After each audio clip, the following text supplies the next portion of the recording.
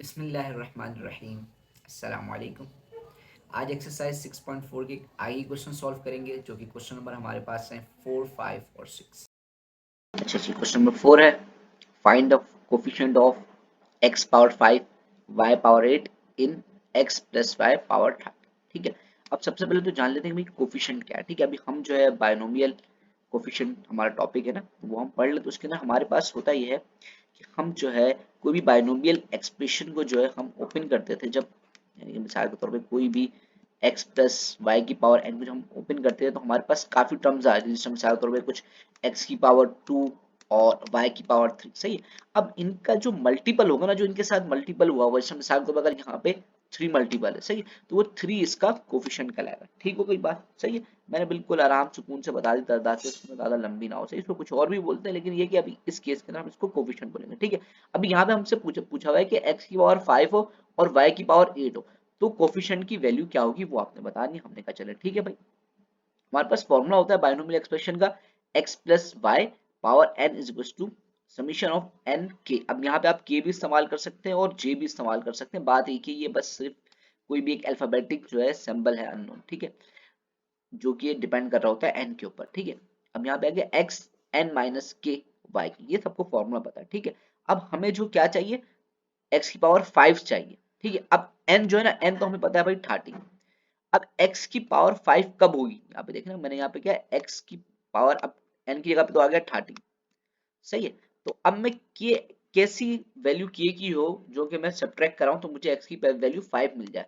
तो अब मैं k में से जब 8 यानी कि सॉरी 13 में जब मैं 8 सब्ट्रैक्ट कराऊंगा तो मुझे 5 मिल जाएगा। इसका मतलब क्या है कि x5 जो है आपके पास तब होगा जब k की वैल्यू क्या होगी, 8 होगी आपके पास। ठीक है, इसी तरीके से आपके पास यहाँ पे y की तो वैल्यू होती k है, तो y8 कब होगा आपके पास यहाँ पे, जब आपके पास k की पावर 8 होगी। ठीक है, तो इससे आपको क्या पता चला कि आपने जब कोफिशिएंट निकालना है, जब आपके पास 5 जो होगा, x की पावर 5 होगी और y की पावर 8 होगी, तो वो आपके पास कोफिशिएंट इसी के बराबर होता था ना, जो हम निकालते थे n ऑफ k, उसी से आपके पास निकलता था।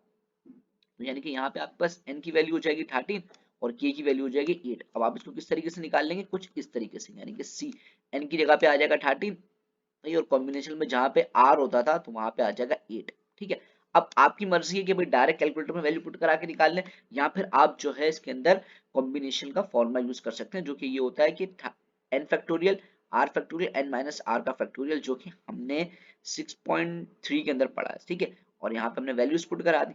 इस वैल्यूज जब कैलकुलेटर के अंदर सॉल्व करेंगे तो कैलकुलेटर आपको आंसर देगा 1287। तो इसका मतलब क्या होगा, द कोफिशिएंट ऑफ 5 यानी कि x की पावर 5 और y की पावर 8 जो है वो ये होगा। यानी कि मिसाल के तौर पे आपके पास कुछ इस तरीके की फॉर्म में इसका आंसर आ रहा होगा,